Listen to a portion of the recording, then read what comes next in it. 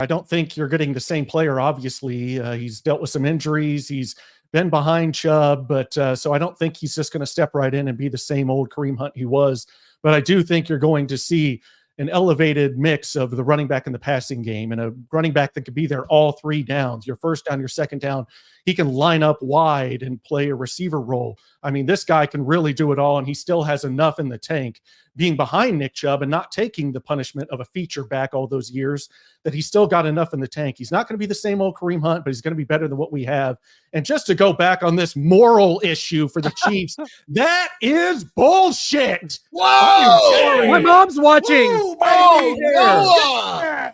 That is bullshit. I've said it from day one. It's because a young kid that came in this league lied to Clark Hunt's face, and Clark Hunt wasn't going to put up with it. That's the only reason he's gone. The Chiefs brought in Damon Arnett, who from the Raiders when they cut him. And why did the Raiders cut him? The Raiders cut him because he's waving AK-47s into a phone, screaming at a fan saying, "Come meet me.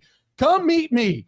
And we will deal with this like men," waving guns around. And the Chiefs say, "You know what? I want you. You former first-round pick." Brett Veach said, "You have talent. Come to my community in Kansas City. Come to Chiefs Kingdom. Wave those guns around because we need talent at corner. But we can't bring Kareem Hunt here." I am sorry. That is bullshit. They're doing it because they're stuck. They're between a rock and a hard place, and they're finally swallowing their pride and bringing him back. And it's all because of Clark Hunt not letting a young kid lie to his face. That's the only reason he was gone.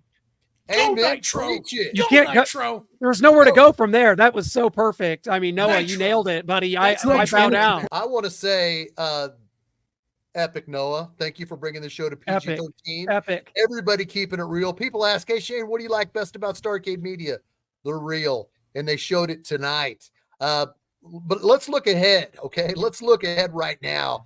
I have, from a reliable source, know that the Chiefs called Kareem Hunt Sunday night, and I'm willing to stick with that. So this was in motion before Monday. Let me first say that, yes, this has been a long time coming. I never gave up hope. There was a lot of people that said, "Lance, give it up. Kareem's never coming back. You know, the Chiefs are done with them. You know, this and this, all these excuses." And I never gave up because I knew how much sense he made for this team. And I will forever die on the hill that if he would have stayed here this entire time, I do believe production-wise he would be the best running back in Chiefs history. Yes. We saw 11 games in 2018 with Patrick Mahomes as his quarterback. He had over 1,200 total yards and 14 freaking touchdowns. This dude was an absolute animal in this offense. I still believe it was Bill Belichick that gave the TMZ the video because he didn't want to face that guy again because of what he did to them on national television. I will forever die on that hill. I will forever die on that hill. But what I will say about that, I'm gonna be the sobering guy here real quick, and maybe you guys have some thoughts on this take. But I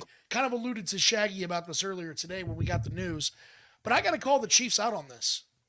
I'm very happy that he's back. But see, you go back to the beginning of this whole situation, and the reason that the Chiefs cut Kareem Hunt in the beginning wasn't because of what was in the video. It was because he lied to them. Yep. So it was a moral standpoint that the Chiefs took. And they said, "We understand you can continue to play football, but you're not going to play with us." And for years, that has been the excuse that everyone has used against me and other people like you guys that have wanted him to come back because we knew how good he was. But everybody said, no, Chiefs, they stand on higher ground than that. They won't allow that to come back. And now Isaiah Pacheco is hurt. And now all of a sudden, morals don't seem to really matter. Because now at 29 years old... Now, that's my question, because here we are now when it's a desperate need. All of a sudden, it's okay to bring the guy back that you cut for lying. So I find it kind of mesmerizing to me, and honestly kind of sad, because that means that all along he could have played his part in this offense. He could have played a part of this dynasty, but you guys chose to hold the moral ground until moral grounds don't really matter. I just find that very contradicting, very hypocritical. I'm happy he's back, but it's very bittersweet because we lost 6 years of a guy that should have been here all along. You could have suspended him if you said, "Hey, this lie matters to us. We don't like that you lie to us. You're suspended. We're not cutting you. We're suspending you." And you could have kept going with this guy on your team because you brought him back anyway. To me, it just does not make any sense at all how the Chiefs handled this over a 6-year stretch. But maybe that's just me. No, Lance, the court of public opinion wanted blood immediately when that video came out and the Chiefs were made fools of. He lied. We've all been in relationships. Who gives a crap about lying? You've got Rashee Rice at 126 miles an hour on the highway. He's playing football this Sunday. The Chiefs seem to pick and choose when this matters. And I'll tell you this much, dating back to the Super Bowl weekend of 2022, that was the Rams and Bengals Super Bowl where we were in that picture with Kareem Hunt. We talked to him and we said, Kareem, we want you back in Kansas City. We need you back in Kansas City. And he said, absolutely. He wants to be here. That was 2.5 seasons ago. Like you said, Lance, this should have happened a long time ago. He was signing 1-year deals. He was never the featured guy in Cleveland because of the success Nick Chubb was having.